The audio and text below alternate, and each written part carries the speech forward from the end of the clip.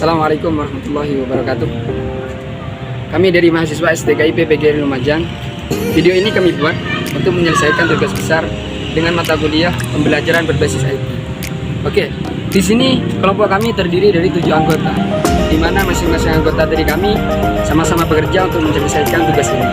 Yang pertama yaitu saya sendiri atas nama Muhammad Fahmi Iskandar. Yang kedua Khairul Anam. Yang ketiga ada Lisa Ayu Amanda. Yang keempat Alfi Putri Murdiana. Yang kelima yaitu Erika Fernanda. Yang keenam yaitu Ira Syatus Solihah. Yang ketujuh yaitu Putri Wulandari.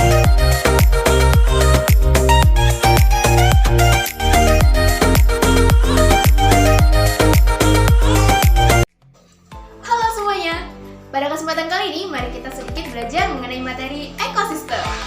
Sebelumnya, apa yang kalian ketahui mengenai ekosistem?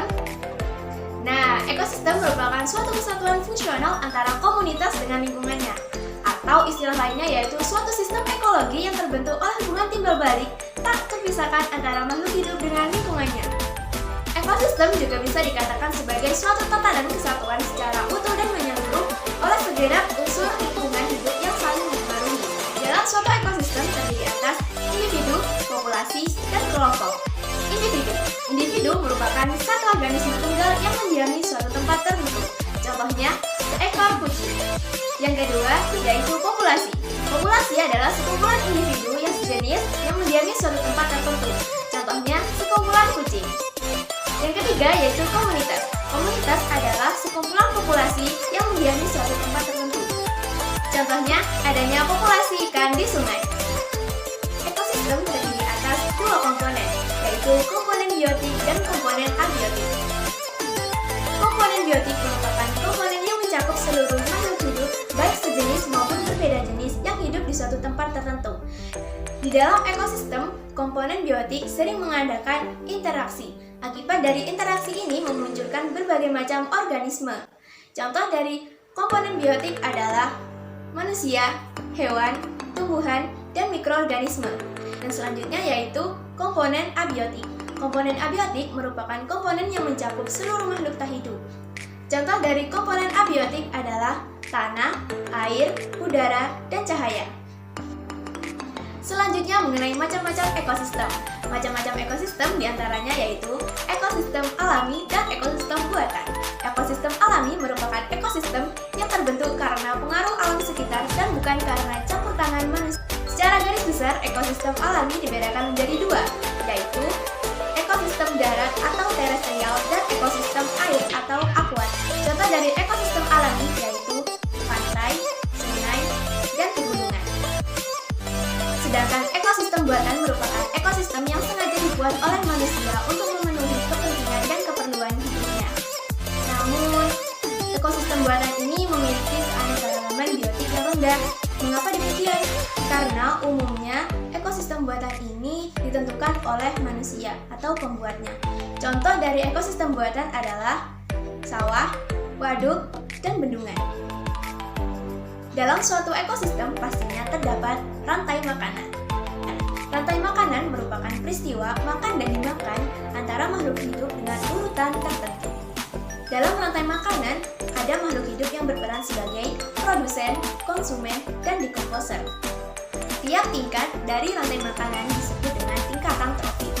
Pada tingkat trofik pertama yaitu ditempati oleh tumbuhan hijau, yaitu organisme yang mampu menghasilkan makanan sendiri, atau bisa disebut dengan autotrof. Pada gambar di samping, yang berperan sebagai produsen adalah rumput.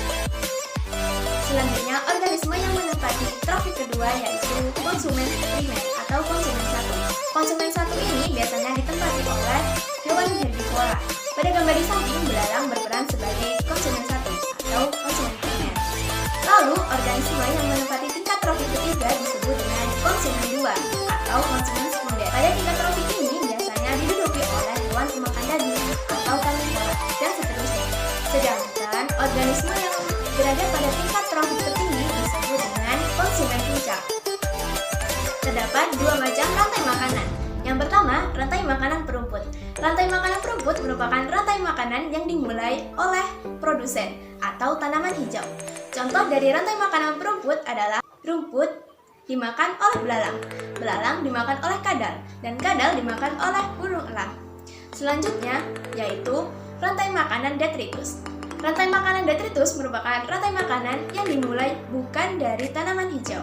Detritus sendiri merupakan partikel-partikel organik hasil penguraian dari sisa organisme.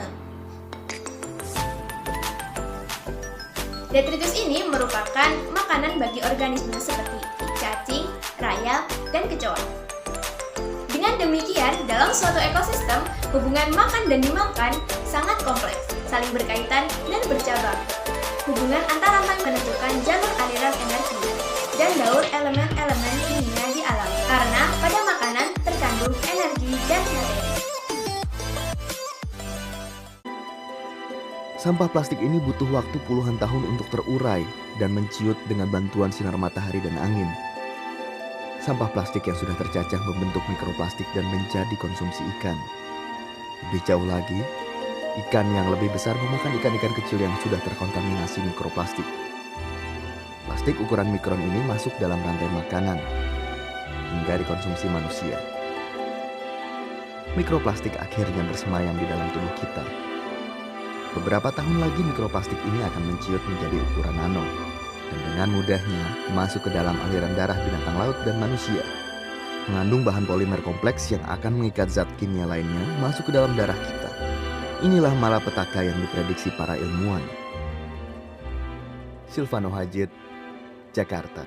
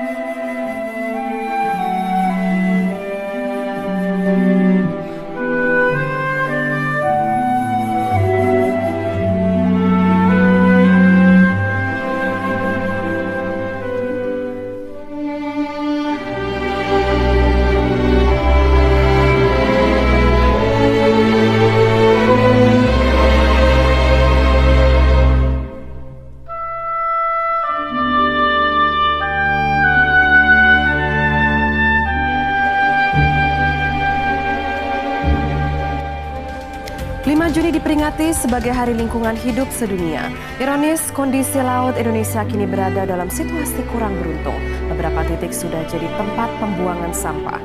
Koresponden lingkungan Silvano Hajid mengajak kita untuk melihat apa yang terjadi dengan laut Indonesia selama setahun terakhir.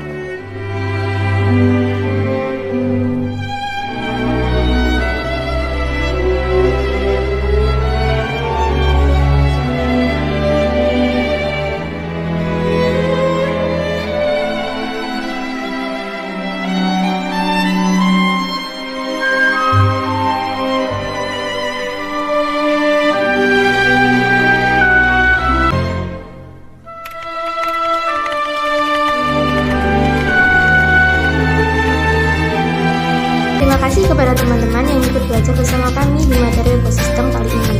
Kami harap video pembelajaran ini bermanfaat bagi kita semua. Sampai jumpa di video kami selanjutnya. Wassalamualaikum warahmatullahi wabarakatuh.